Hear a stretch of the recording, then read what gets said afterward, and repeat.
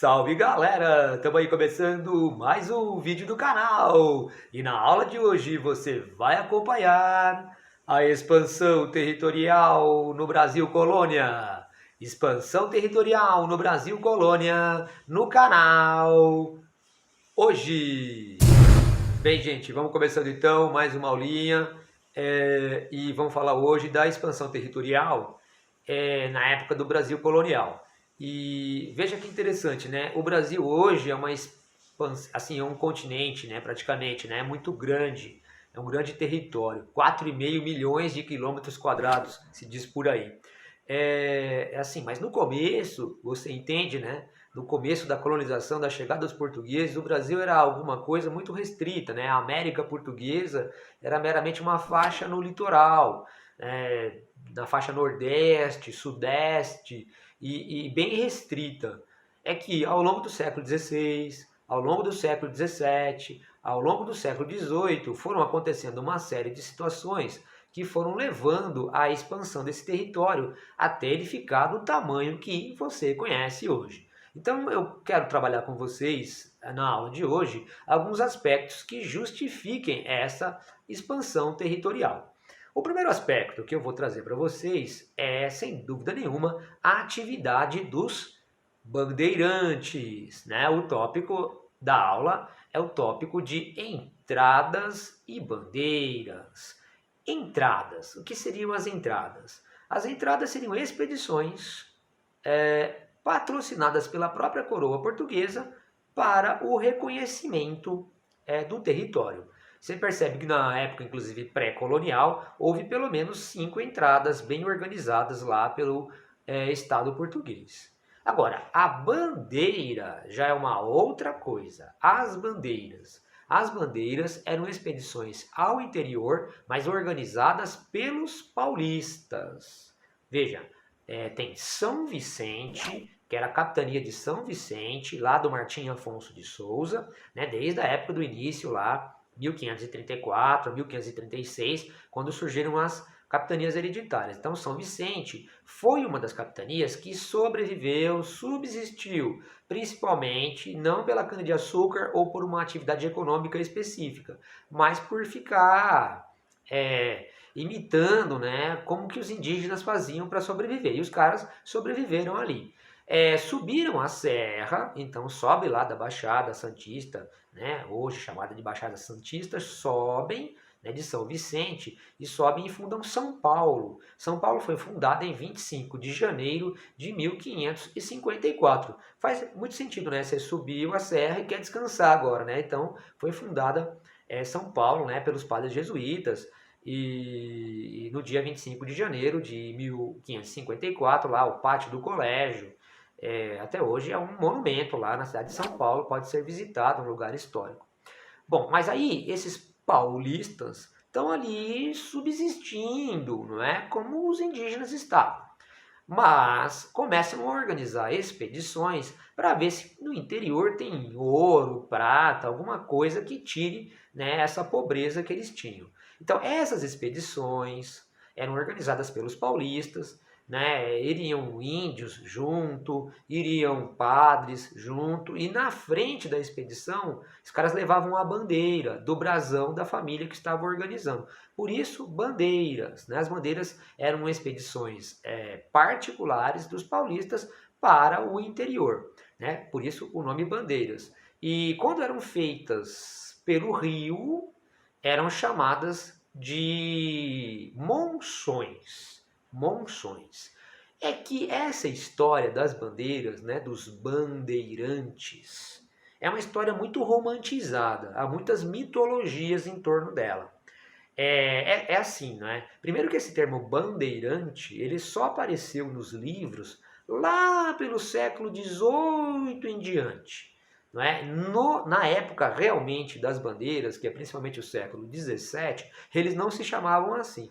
é que os bandeirantes são mais ou menos assim, símbolo de os pioneiros, uma coisa assim, né? Os primeiros a irem para o interior. E aí uma certa glorificação se faz por causa disso, e uma glorificação feita pelos paulistas. Veja, os paulistas, eles eram os mais pobres, os mais esquecidos, não é? Pensando na formação do Brasil, pelo menos até no início do século XIX, né?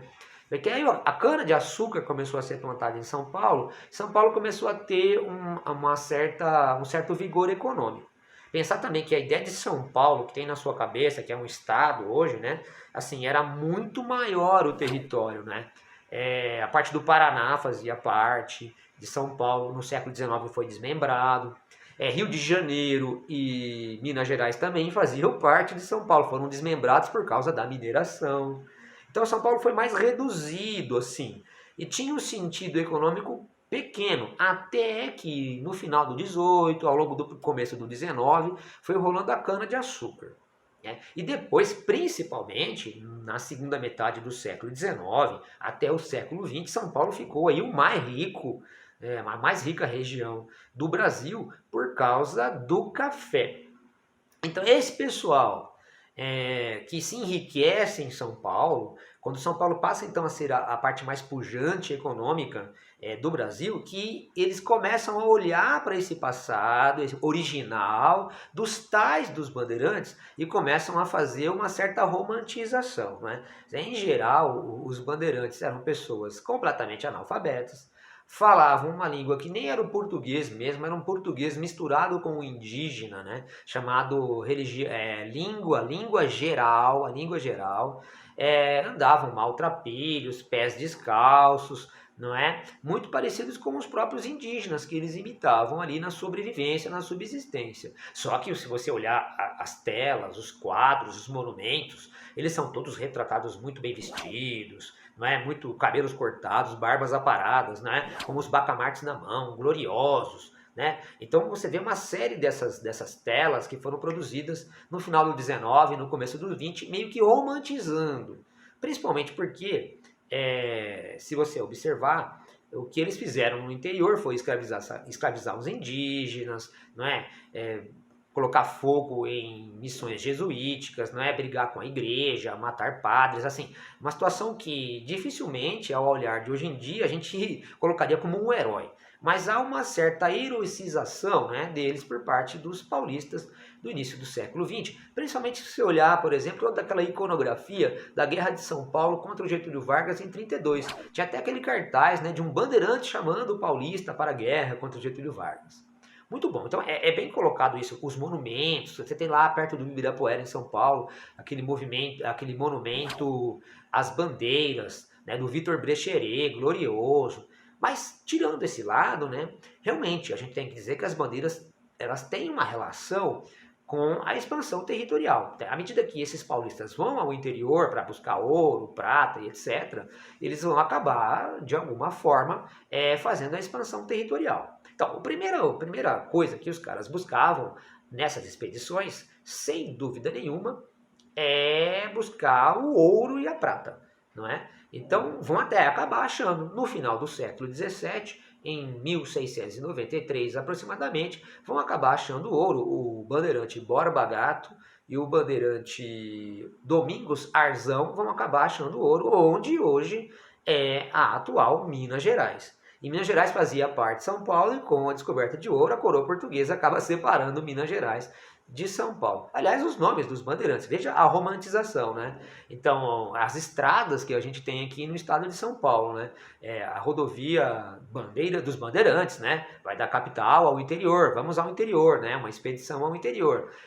A rodovia Anhanguera. Anhanguera foi um bandeirante, Bartolomeu Bueno, né? O Anhanguera, que na linguagem indígena é o diabo velho, né? Porque ele enganava os indígenas. E aí os indígenas começaram a chamar ele de diabo velho, ou Anhanguera, né, na linguagem indígena. Não é? E Fernão Dias, né, o Fernão Dias Paz, uma série de rodovias que são utilizadas com o nome desses bandeirantes. Né? E, em geral, então, foram ao interior e acabaram no final do século XVII descobrindo ouro. Agora, poderiam também, né, buscar os indígenas, escravizar os indígenas. É bom você entender uma coisa. E com aquela invasão holandesa, os holandeses dominaram o Nordeste de 1630 a 1654. Você viu na aula anterior, não é? Se não viu, dá uma olhada aí, né? Aqui no canal, na aula anterior sobre a invasão holandesa. Então, como eles dominaram todo o Nordeste açucareiro, menos Salvador. Salvador continuou português. E as zonas do tráfico negreiro, eles dominaram as zonas do tráfico negreiro africano. Então essa Bahia, que ainda era portuguesa e que era ligada ao açúcar, ficou sem mão de obra. Então aí que os caras, os senhores de engenho da Bahia, pediam aos bandeirantes paulistas que fossem buscar os indígenas, né? Ali valia a pena o bandeirante tentar escravizar os indígenas, porque os senhores de engenho da Bahia estavam comprando esta mão de obra. Bom, como os indígenas em geral fugiam mesmo ao interior, havia um lugar específico onde os bandeirantes poderiam conseguir com relativa facilidade os indígenas que tanto queriam. Bom, lá no sul, atenção, lá no sul, a linha de Tordesilhas ela é uma coisa também muito imaginária e muito abstrata. Supostamente ela passava ali onde seria hoje Santa Catarina. Então, os padres jesuítas acabaram formando, principalmente onde é hoje o Rio Grande do Sul, mas também é a Argentina e o Paraguai, esse território, com os índios, principalmente os índios guaranis, eles formaram as chamadas missões, ou reduções, não é? Então os caras extinguem as aldeias, não é? Acabam com isso e criam as missões, onde os padres acabam querendo catequizar os indígenas, não é? Querendo ensinar a fé católica aos indígenas, colocar vestes aos indígenas, disciplinar onde eles deveriam morar, né? Disciplinar o comportamento dos indígenas e organizar inclusive o próprio trabalho dos indígenas. Então essas missões, havia pelo menos 30 missões lá no sul, naquelas regiões que eu acabei de citar para vocês. Então valia a pena o bandeirante pensar em ir até lá e pegar os indígenas nas missões, uma vez que eles poderiam inclusive já estar mais, vamos dizer assim, amansados pelos próprios padres jesuítas. Então aconteceu uma série dessas invasões, dessas questões envolvendo os bandeirantes querendo escravizar os indígenas, tacar fogo nas missões, etc. Você vê que isso acaba levando a ocupação portuguesa para muito além da chamada linha de Tordesilhas. Os caras acabam fundando uma cidade portuguesa chamada Sacramento, em 1681, onde hoje seria o Uruguai, bem no litoral, bem ali no Rio da Prata, que é ali pertinho de Buenos Aires.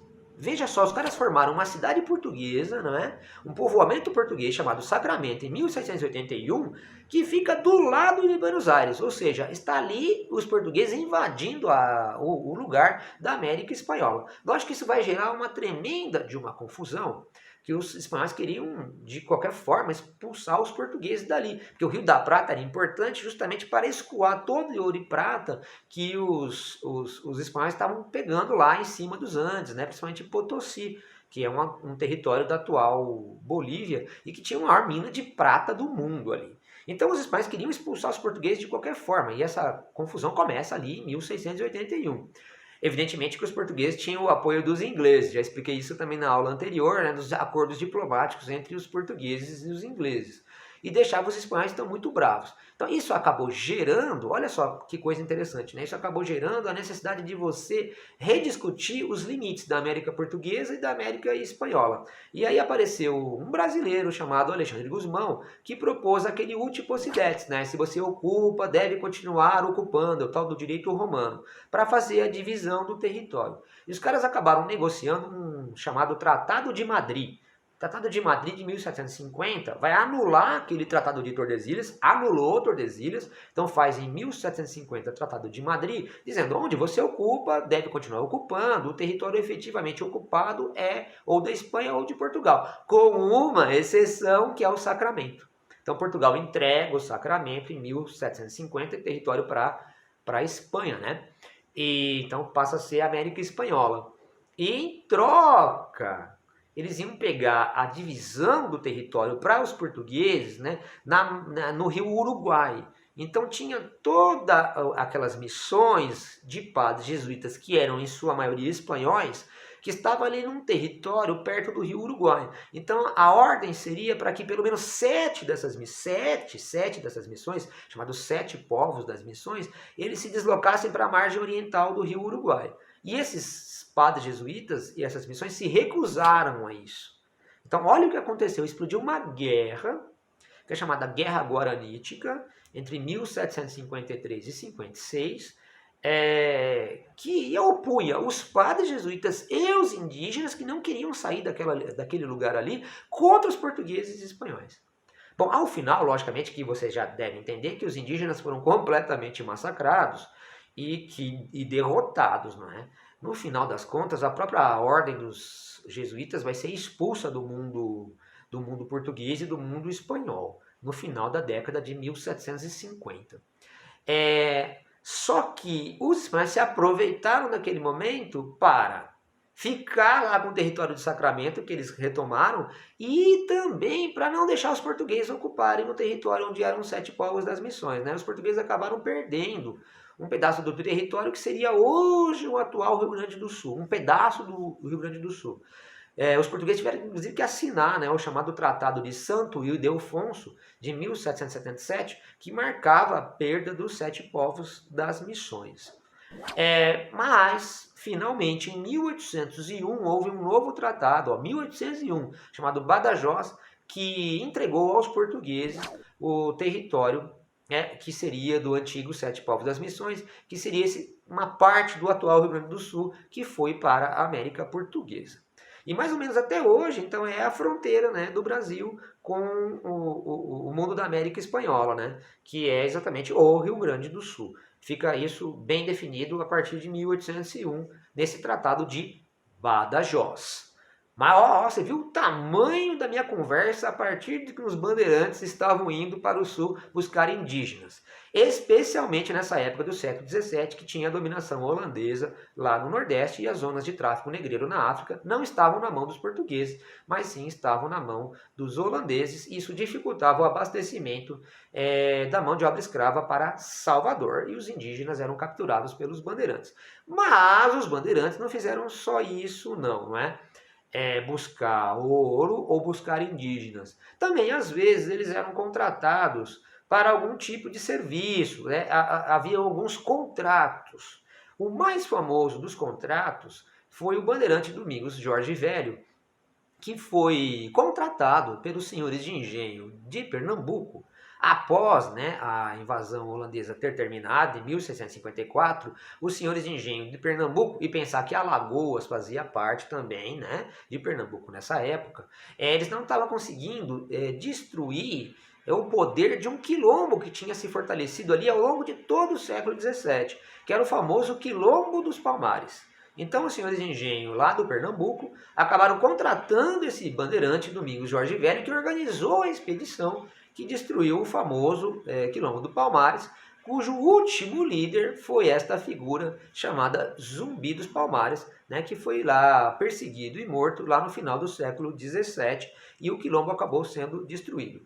Na verdade, temos poucas informações realmente factuais em relação a como era realmente a vida nos quilombos, ou no Quilombo de Palmares mais especificamente. Não é? A arqueologia ainda está trabalhando por ali para tentar tirar alguns significados.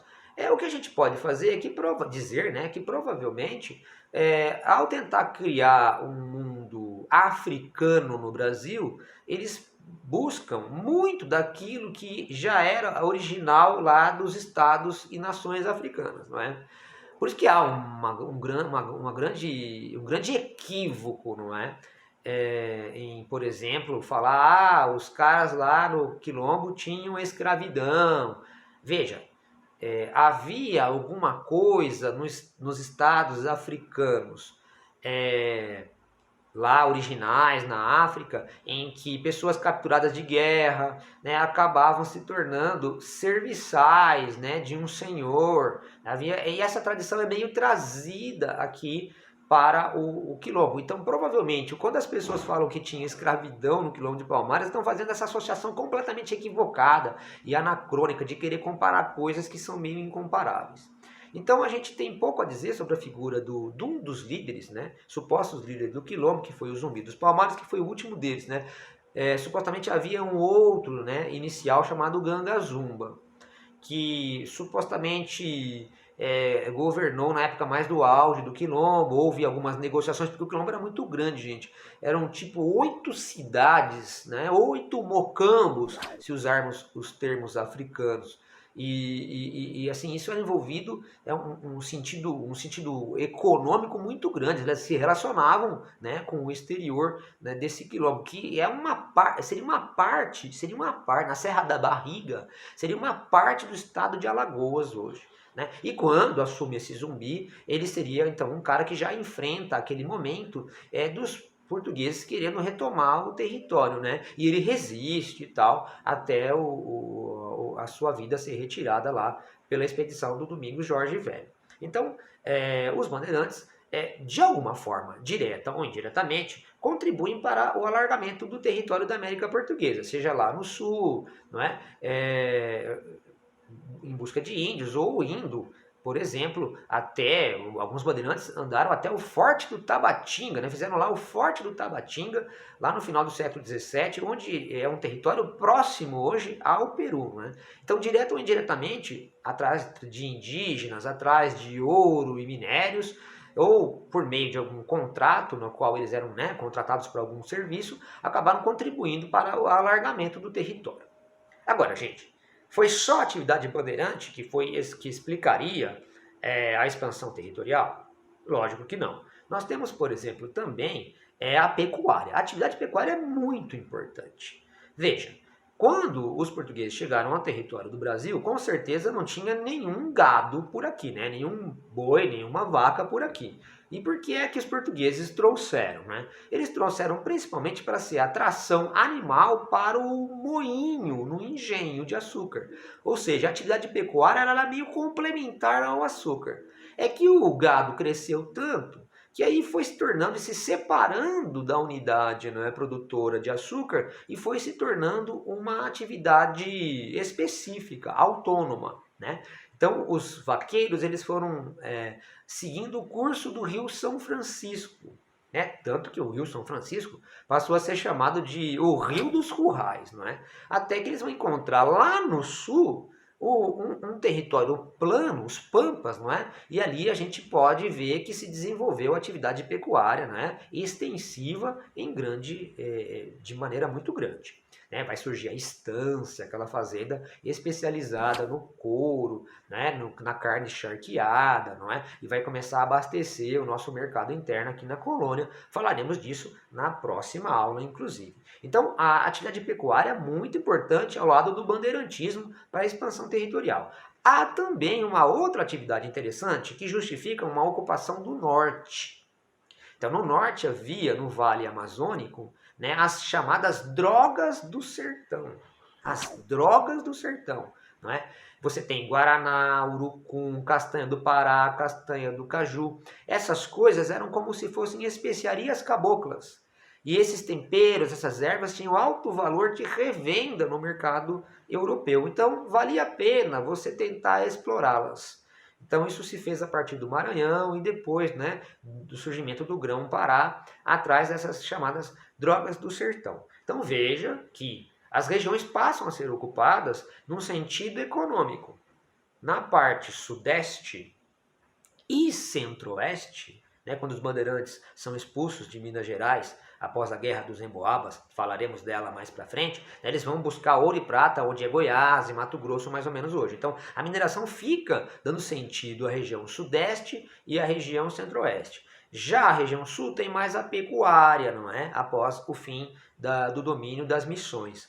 E na região nordeste continua sendo a cana-de-açúcar, como já comentamos em aulas anteriores. E no norte fica sendo a ocupação das drogas do sertão. Ok? Então você vê que cada situação tem um sentido, cada região tem um sentido econômico. E aí a gente pode ter o território que temos mais ou menos delineado até os dias de hoje. Eu queria inclusive convidar você para ver um pequeno vídeo mostrando a evolução do território, né? Dá uma olhada nesse vídeo aí, por favor.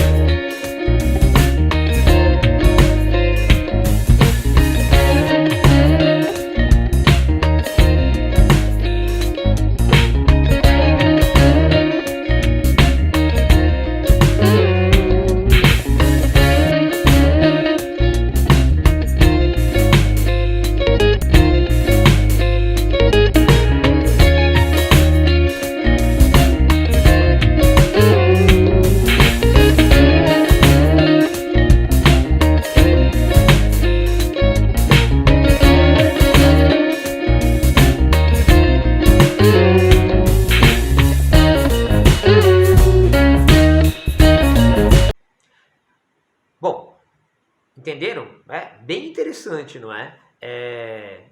Você vê a evolução, eu mostrei essa evolução do território a partir só da época do Brasil colonial, tá? Do início ao fim do Brasil colonial, para você apenas ter uma ideia. Obrigado por assistir esse vídeo até agora. Aproveita, se inscreve no canal, deixa seu like, ativa o sininho, compartilha e tamo junto!